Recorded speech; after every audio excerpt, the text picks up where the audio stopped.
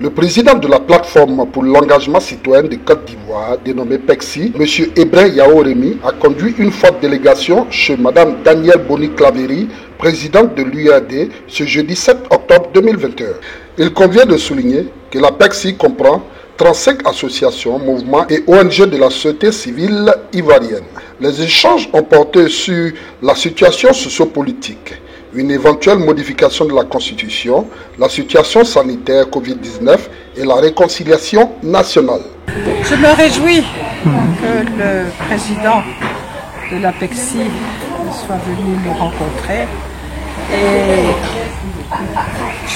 je me réjouis de cette rencontre parce que très souvent nous allons au-delà de la civilité et nous échangeons sur des préoccupations essentielles qui engagent le devenir de la Côte d'Ivoire.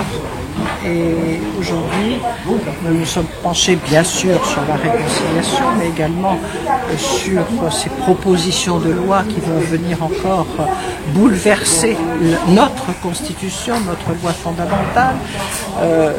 Le président également a fait part de ses préoccupations et de ses inquiétudes, surtout par rapport à la Covid, au manque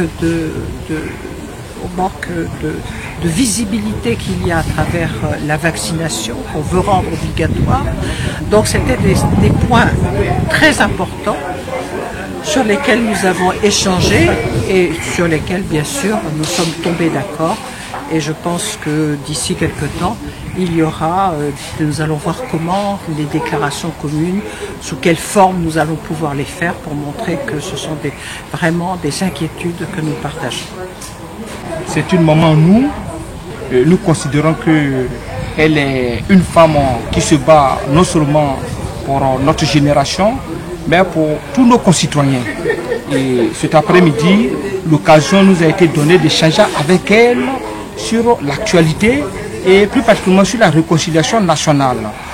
Madame la Présidente a fait des propositions concrètes qui portent bien entendu sur un dialogue inclusif qui est vraiment très important parce que pour elle, on ne peut pas parler de réconciliation entre les filles et les fils sans qu'on puisse avoir l'occasion d'échanger autour de la même table. Nous tenons à la féliciter pour toutes ces propositions. Aussi, l'occasion nous a été donnée d'échanger sur la modification éventuelle de notre loi fondamentale. Nous, en tant que société civile ivoirienne, nous sommes venus échanger avec notre maman, avoir des conseils et son avis. Parce que pour nous, modifier encore notre constitution va créer encore des troubles.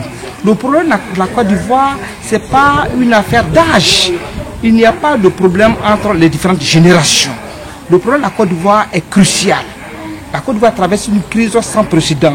Et à ce niveau, Madame la Présidente et notre organisation qui regroupe 35 associations, mouvements et ONG au niveau de la société civile, nous allons nous retrouver pour faire des propositions concrètes au gouvernement et je tiens à la féliciter pour ces propositions pertinentes parce qu'elle s'est engagée pour la réconciliation et aujourd'hui, il faut compter avec elle pour que la Côte d'Ivoire puisse se retrouver. Je vous remercie. Merci.